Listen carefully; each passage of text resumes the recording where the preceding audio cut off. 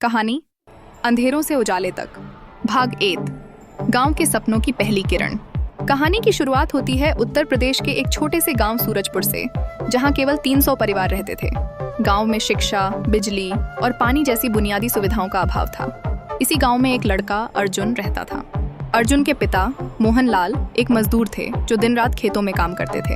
अर्जुन का सपना था कि वह अपने गांव के लिए कुछ बड़ा करे, लेकिन गांव की स्थिति इतनी दयनीय थी कि उसके पास किताबें खरीदने तक के पैसे नहीं थे। अर्जुन को पढ़ाई से बेहद लगाव था।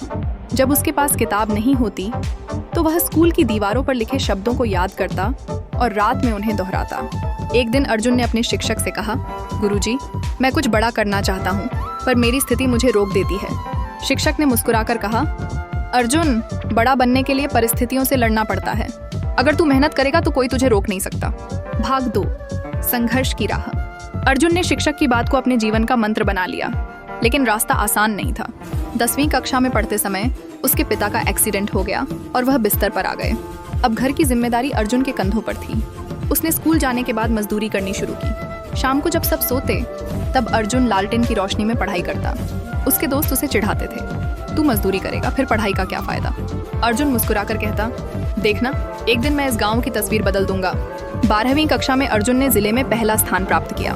उसकी मेहनत रंग लाई और उसे एक प्रतिष्ठित विश्वविद्यालय में पढ़ाई करने का मौका मिला।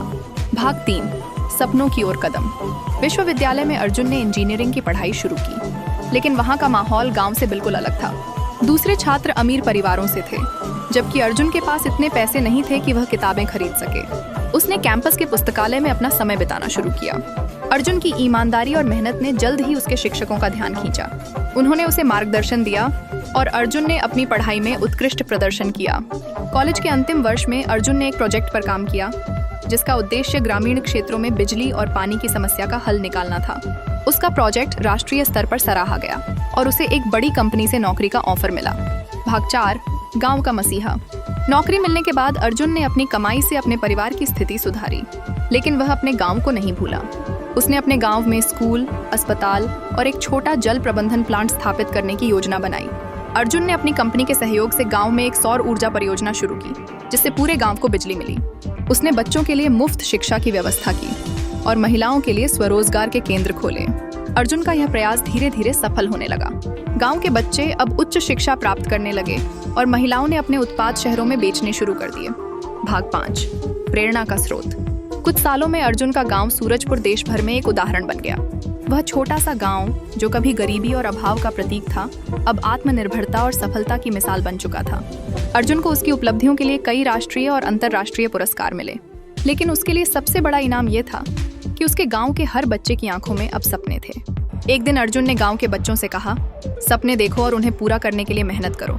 मेरी कहानी यही सिखाती है कि परिस्थितियां चाहे कितनी भी कठिन क्यों न हो, अगर हिम्मत और मेहनत है तो कोई भी सपना असंभव नहीं है।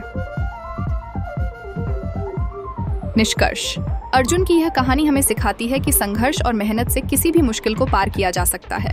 यह केवल एक व्यक्ति की सफलता की गाथा नहीं, बल्कि उस विश्वास की कहानी है जो हर इंसान के अंदर छिपा होता है। हर सपना पूरा हो सकता है, बस उसे पूरा करने की जिद होनी चाहिए।